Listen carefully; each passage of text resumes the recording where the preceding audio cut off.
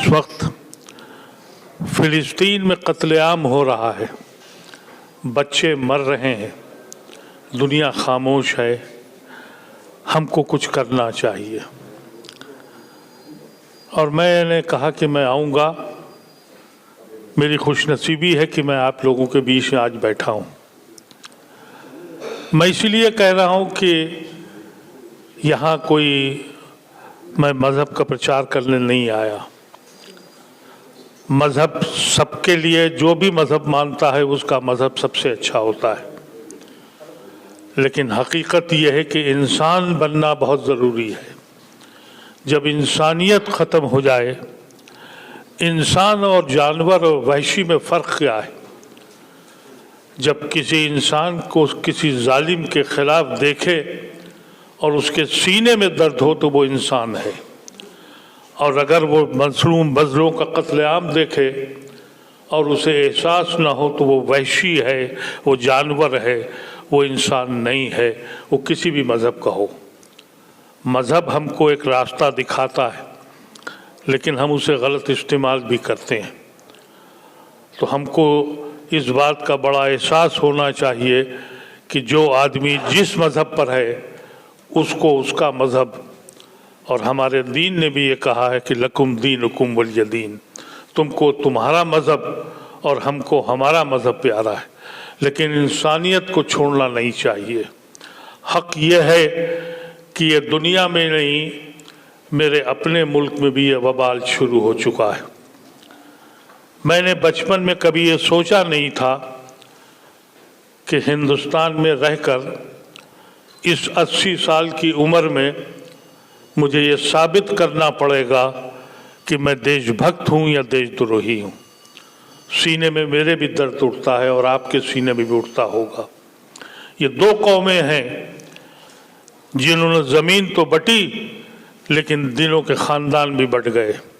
कुर्बानियाँ भी आपने भी देखी और हमने भी देखी। मेरी माँ की भी 3 बहनें चली गई और मेरी माँ यहाँ रह गई, और उसके बाद भी हम आज हमारे नाम पर इलेक्शन होते हैं, हमसे नफ़रत की जाती है और हुकूमतें बनती हैं, और इलेक्शन में लड़ने के लिए हिंदू मुसलमान किया जाता है। ये कौन सा समाज बन रहा है? ये कौन सी दुनिया हम बना रहे हैं? हम किन बच्चों को तैयार करने जा रहे हैं? 3 नस्लें गुजर गईं। हम तो ये फैसला कर चुके कि जिस उम्र में और जिस ज़माने में लोग मरने की दुआ करते हैं, उसमें मैंने जीने की आरज़ू की है। मैं चाहता हूँ कि फ़िलिस्तीन का मसला हो या हिंदुस्तान का मसला हो, हमको सबसे पहले इंसानियत को जगाना पड़ेगा। अगर हम अपने को इंसान की हैसियत से नहीं पहचानते तो ये मज़ालिम हर जगह हो रहे हैं, और जिनके पास अक्सरियत है, जिनके पास क़ुव्वत है और जिनके पास ज़राए हैं, वो दूसरों को दबाते हैं और हम खामोश रहते हैं। मैं आपको कुछ वाक़यात अपनी ज़िंदगी के बताना चाहता हूँ। जब मैं पार्लियामेंट में था तो एक वाक़या आपको सुनाना चाहता हूँ। उस वक्त सन 80 के फसादात के ऊपर एक बहस हो रही थी और 6ठी बार हो रही थी। हमारे कांग्रेस के एक MP थे अश्विनी कुमार, उन्होंने ये तकरीर करी कि बात पुरानी हो गई, अब इसको भूल जाइए। और वो मसला ये था कि अभी उस वक्त तक भी मुजरिम पकड़े नहीं गए थे। उसके बाद जब मेरा नंबर आया तो मैंने अश्विनी कुमार जी से कहा कि आपकी बात अच्छी तो लगती है, लेकिन आपको अंदाज़ा इसलिए नहीं है कि आप अक़लियत में नहीं हैं, अक़लियत के दर्द को आप नहीं जानते। मैं 2002 में गुजरात गया था, मैं कारोबार करता था। 2002 में मैंने वहाँ बहुत से बच्चों को देखा जो अपने माँ बाप के सामने यतीम हुए थे, उनके माँ बाप मारे गए थे। तो मैंने पार्लियामेंट में ये कहा कि उनकी आंखें मेरा पीछा आज भी करती हैं। मैं उन ख़वातीन और औरतों से मिला जिनके साथ सामूहिक बलात्कार हुआ था। उनकी खामोश सिसकियाँ मेरे कानों में आती, मैं कैसे भूल जाऊं। ये मेरे सिख भाई, इनके घरों से 6-6 लाशें निकली और आज तक जालिम पकड़े नहीं गए। तो उस वक्त एक हंगामा खड़ा हो गया और मेरे सिख भाई मुझसे आके चिमट पड़े। मैंने कहा ये कांग्रेस नहीं है, ये बीजेपी नहीं है, ये वो नफरत के बीज हैं जो हमने इंसानों के बीच में डाले और वो नफरत के बीज हमें निकालने पड़ेंगे। मैं हर जगह जाता हूँ उसके बाद और यही कहता हूँ कि ये नफरत निकाल दो, इसलिए कि जब आज फ़िलिस्तीन के जो वाक़यात बयान होते हैं, आप यकीन करें मैं जिस वक्त देखता हूँ तो नींद उड़ जाती है। बच्चे खुलेआम बम फेंके जा रहे हैं, लोग खामोश हैं, दुनिया मस्त है। हमको ये सोचना पड़ेगा हम कौन सा समाज बनाने जा रहे हैं। हमारा अल्लाह या आपका और हम सब का एक है। उसने क्या ज़मीन पे इसीलिए भेजा था? मेरा दीन तो ये कहता है, जो कुछ मैंने पढ़ा है, कि वो इंसान जो जालिम के ख़िलाफ़ आवाज़ ना उठाए वो इंसान नहीं है। जो मज़लूम के ख़िलाफ़ खड़ा ना हो वो इंसान नहीं है। और ये कहा गया है कि जब ज़मीन पर सितम हो रहा हो तो तुम कहाँ खड़े थे, तुम क्यों आगे नहीं आए। मैं ये नहीं कहता कि मेरी कौम के हर आदमी बहुत बेहतर है और बहुत अच्छा है, लेकिन मैं ये ज़रूर कहता हूँ कि हर मज़हब ने, मैंने गुरु ग्रंथ साहब को भी काफ़ी समझाया और मेरे बहुत अजीज़ दोस्त भी हैं। मुझे ये लगा कि हम में मज़हब की बहुत दूरी नहीं है। बहुत पीर फ़कीरों के कलाम हैं उसके अंदर, बाबा फरीद का कलाम है उसके अंदर। तो वो सब कुछ क्या है? वो मोहब्बत ही सिखाई गई। हमने अपने मकसद के लिए, अपने वजूद के लिए, अपने फ़ायदे के लिए हमने अपने मजहबी किताबों को भी बदल डाला, अपने अपने मकासद को बदल डाला। मैं ये समझता हूँ अब वक्त आ गया है हमको अपने मोहल्ले, अपने इलाके, अपने मुल्क में कम से कम इकट्ठा होना पड़ेगा। और अगर आप नहीं होते हैं तो हम जुल्म करने जा रहे हैं अपने आने वाली नस्ल पर, अपने बच्चों पर। हम कब तक ये तमाशा देखेंगे?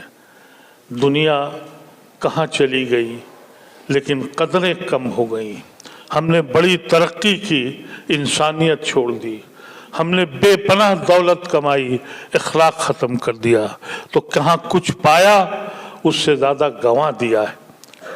तालीम का मतलब होता है इंसान बनाना, लेकिन तालीम बनी ऐसी कि हमने गंवारों को पैदा किया। और अब तो एक नई तारीख लिखी जा रही, अब तो नए नए किस्से गढ़े जा रहे हैं। जो लड़ाइयाँ थीं वो बादशाहों में थीं, और बादशाहों की लड़ाइयाँ होती थीं अपनी ज़मीन के लिए। अवाम कभी भी लड़ी नहीं। अवाम आपस में मोहब्बत करती है। अवाम को समझाना पड़ेगा हमारी ये हज़ारों साल की ये तहज़ीब है। ये गंगा जैनी तहज़ीब एक दिन की नहीं है, ये कई नस्लों की तारीख़ है। और कई नस्लों की और कई सदियों से हमने अपने अपने जो हमारे उसूल थे, हमारी ख़वातीन थीं, वो सब मिलकर एक तहज़ीब बन गई। ये जो गंगा जमनी तहज़ीब जिसको हम कहते हैं, ये इंसानियत की, ये तहज़ीब की संगम है। लेकिन हमने न जाने क्या किया। आज जिस तरह की फ़िज़ा हिंदुस्तान के अंदर है, मैं समझता था कि शहरों में ये बीमारी फैली है, लेकिन आज हमारे गांव में भी पहुंच चुकी है। मुझे पंजाब का ज़्यादा इल्म नहीं है, मैं यूपी का रहने वाला हूं, और अयोध्या के पास कोई 60 किलोमीटर पर मेरा गांव है। मुझे ये अंदाज़ा नहीं था। मैं जानता था राम हमारे यहाँ सुबह सुबह जब हम निकलते थे तो राम राम कहते थे एक दूसरे को, और ये राम राम राम से ख़त्म के या सीताराम सिया राम कहते थे। अब हमने सिया राम को सीता को भी हटा दिया और एक जय श्री राम का नाम लेके आए, जय श्री राम। और ये जय श्री राम का नाम कैसे आया, मैंने इस पर बड़ी तवज्जो करी और बहुत गौर किया। जब ये सीरियल चले, आपको याद है कि जब टेलीविज़न 80 के दौर में आया, तरक्की की एक मंजिल हमने पाई, उसके बाद रामायण और महाभारत सीरियल निकाला गया। महाभारत के डायलॉग मासूम रज़ा राही ने लिखे थे। मैंने कभी हिंदी ज़बान में श्री राम का नाम नहीं सुना था, लेकिन मासूम रज़ा राही उर्दू और हिंदी के बहुत बड़े राइटर थे।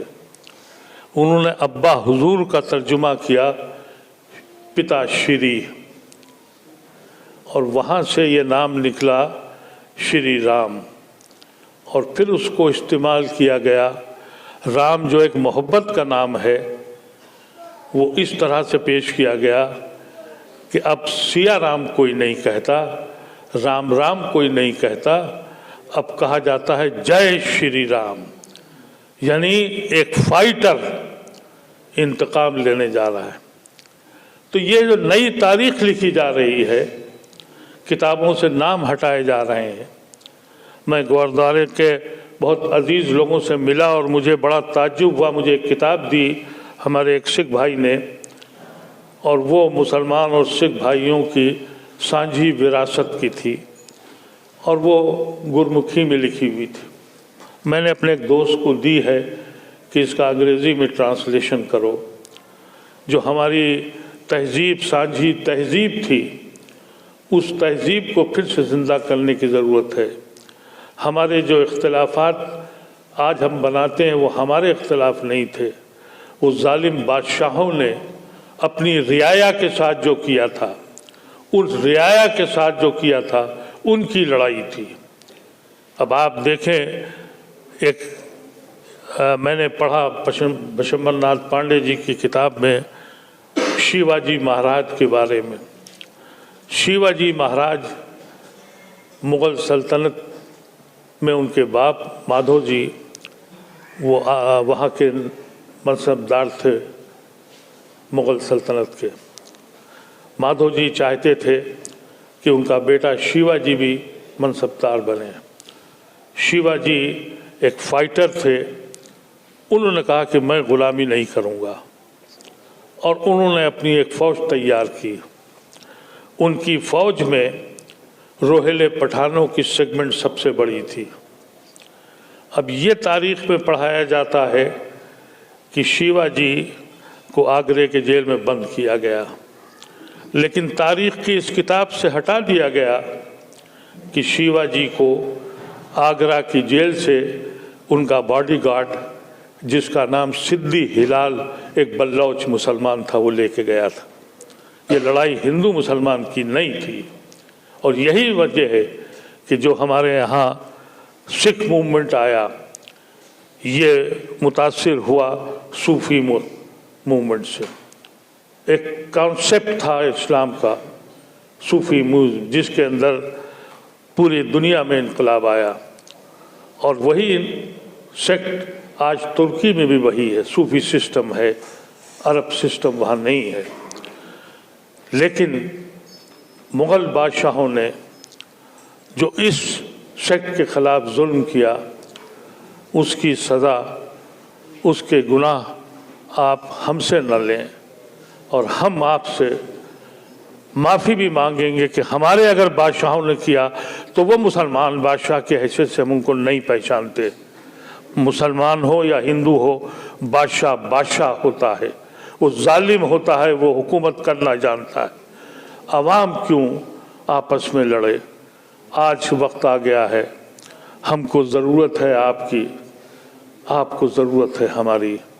हम कम ही सही, लेकिन अभी एक खुशनसीबी ये है कि हिंदुस्तान में एक बहुत बड़ा हिंदू तबका आपके साथ सेकुलर है, वो साझी विरासत में यकीन करता है। हमको उसको भी साथ लेना होगा, बल्कि उसकी मदद करनी होगी। आज सेकुलर हिंदू हमसे ज़्यादा परेशान है। उसे मालूम है कि यह आतंकवाद का क्या होता है। हम इस्लाम की सब बात कर लें, लेकिन अफ़गानिस्तान में और मुख्तलिफ मुल्कों में जो आतंकवाद मुसलमानों ने फैलाया, क्या वो इस्लाम है? मैंने तो खुलेआम कहा कि वो इस्लाम का हिस्सा नहीं है कि इंसान इंसान को मारे और जश्न मनाए, वो इस्लाम नहीं है। और आज मैं अपने हिंदू भाइयों से कहता हूँ कि तुम्हारे यहाँ जो आतंकवादी पैदा हुए हैं और जय श्री राम का नारा लगा के इंसानों को मार रहे हैं, तुमको कहना चाहिए खड़े होके कि यह हिंदू धर्म या सनातन धर्म का हिस्सा नहीं है।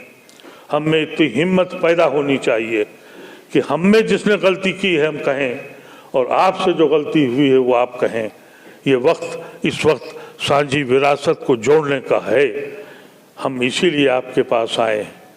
काश मेरी आवाज़ आपके कानों तक पहुँचे और आपके दिलों को झिझोड़े कि इंसान कैसे जिंदा रहेगा अगर हम ऐसे ही लड़ते रहे और ऐसे ही जुल्म को देखते रहे। तो ये दुनिया, ये समाज कहाँ जाएगा? हमारी ज़रूरत हमको ये है। आज बाबा ने हौसला दिया है, हम आपके बीच आए हैं। हम चाहते ये हैं छोटी छोटी मीटिंगें करें, दिलों को साफ करें, एक दूसरे से मोहब्बत करना और सीखें।